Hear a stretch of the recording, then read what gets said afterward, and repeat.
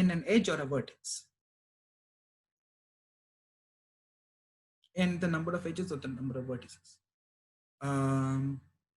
No, the time will come to the time complexity of DFS soon, but that is not the thing. Okay.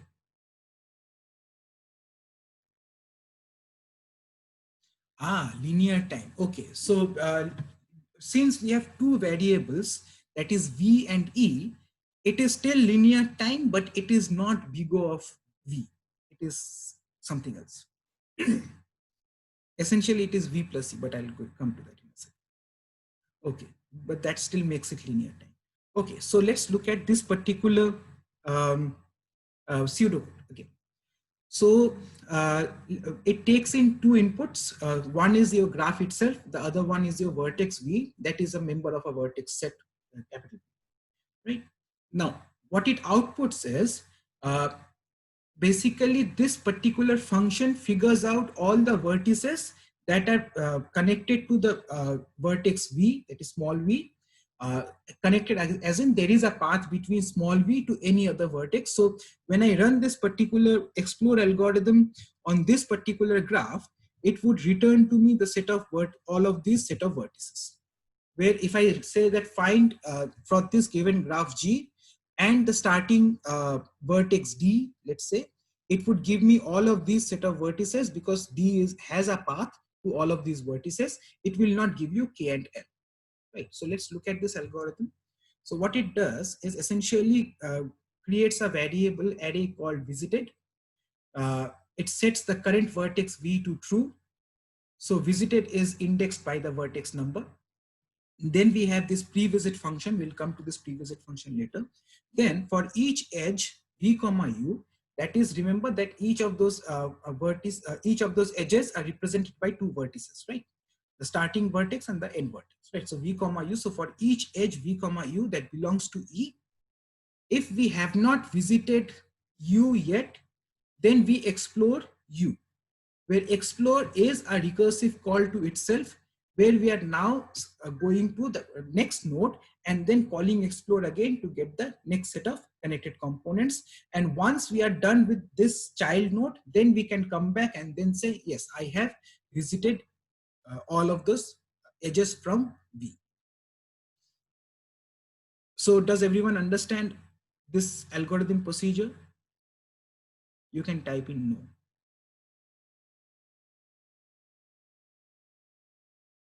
Let me give you an example. Okay. So let's say that we have this. Is there any condition to explore? Taha, could you be a bit more specific as to what you mean?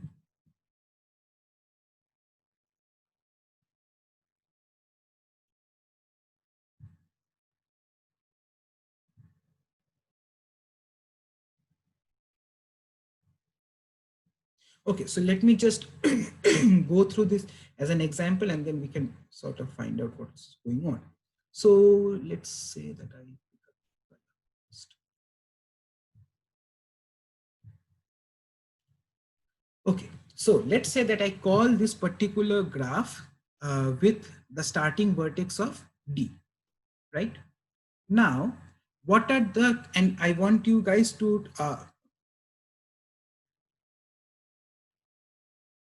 whether the next node is supposed to be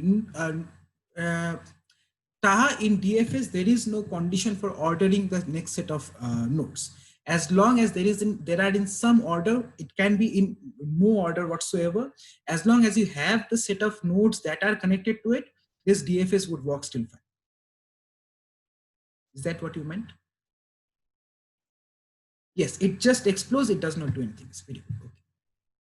Now, while I'm typing out this, drawing this thing, I want you guys to tell me what, as I go through this. So here I have this G as in this particular entire graph, and then V as in this particular node D. Now I have set visited D to true, and then I'll come to pre-visit later again. But for each edge VU that belongs to E. Now, can someone give me an give me the list of all edges that I can, that this loop will go through? and we write edges as the edge between A and B is going to be written as something like this, where A and B has an edge. Can someone give me the list of edges for this particular loop, where the V is going to be the node D?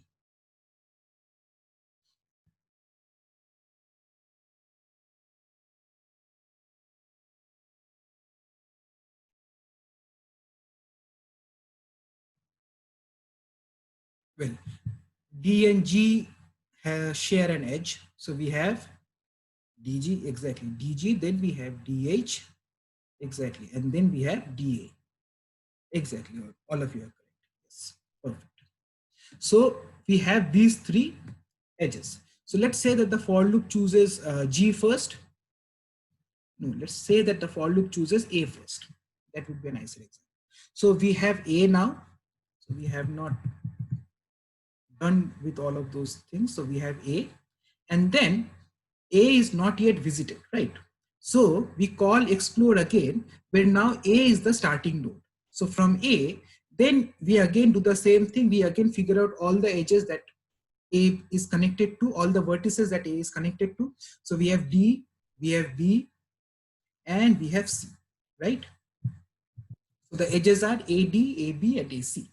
Now, in this loop, we first check, let's say D, but D is already visited, so we move on to the next node. So the next node is, let's say, B.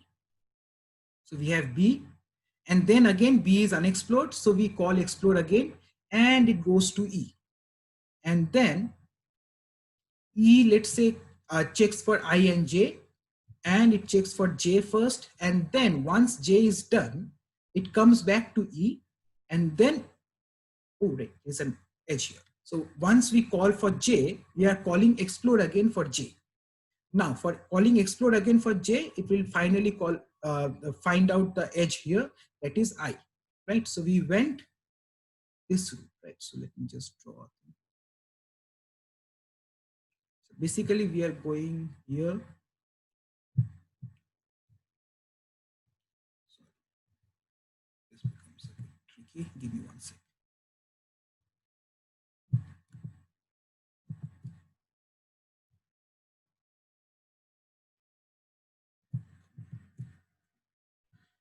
So basically we are going from D to A, then A to B, then B to E, then E to J, and J to I. Now once we come to I, here, what would be the set of edges that are connected to I? That is IE and IJ. Now for both E and J, they are all discovered and explored already, and we have visited both E and J, correct? Does everyone agree that after I, we would have to return without looping again? After we have discovered I, from this particular note here, we would come back again, right? Perfect. Where would we go to? Where would we go next, which would again give us some exploration to do?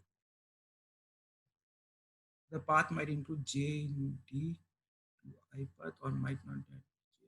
Yes, B. Give me one second. Or might not add J based on the ordering of visits. Exactly, Vamsi. Depending upon basically the J might J in D to I path, or might not add J based. So, okay. So Vamsi, I guess you are saying, but before you that, yes, you guys are correct. It would be B. So Vamsi, you are saying that if I go from D to J, D to J, it might go from D, A, B, E, I, J. Or if I go from D to I here at the very end point here, then it will go from D, A, B, E, J, I. But as long as the parent-child relationships are observed, it should still be the same without any ordering specificities. Does that make sense?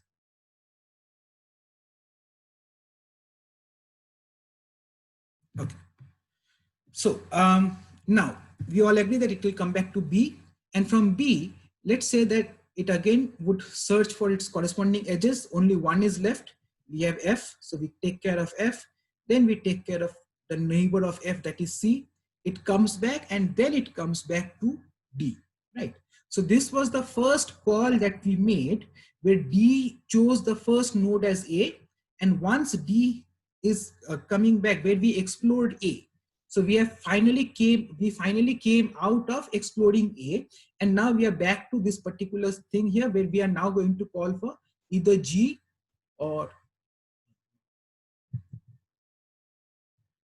it should be green.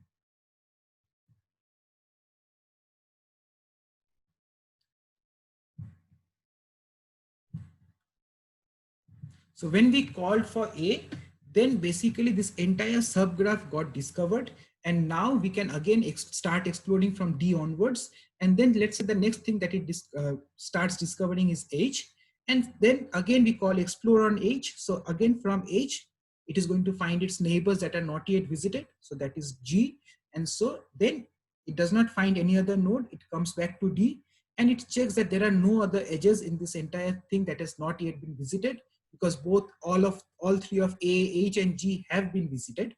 And visiting A basically means that I have visited this entire subgraph that belongs to A, right? So now this would be the way that this particular DFS algorithm would work.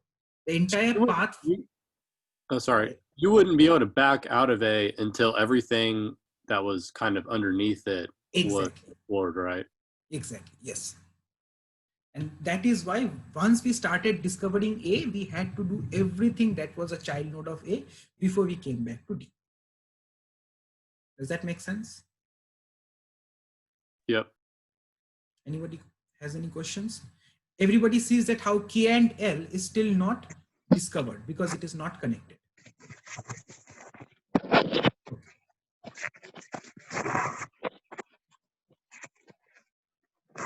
Is visited a vector of size V? Yes, visited is a vector of size V. Okay. So, well, and looking up whether a node has been visited or not is now basically big O of 1. Right? So what would be the time complexity of this particular pseudocode that we just walked through, where we had visited with the parameters D and this entire graph, and we came up with this particular visited vector that had ones for all of these edges A through J and zeros for K and L. So what would be the time complexity for this particular algorithm? Let's say that we have a fully connected graph and forget, pardon me, and forget that there exists anything here, right? Forget this. So let's say that this does not exist. In that scenario, let's say that these are all the edges that exist within this particular graph. Now, when I'm traversing this particular graph, am I ever traversing an edge more than once? So when I say that I can go from J to I, and then I came back to B, I'm not traversing this particular edge, right? But at the most, because see, we are looping through for each edge, V and U, right? So for each edge between V and U, we are basically looping through all of those edges.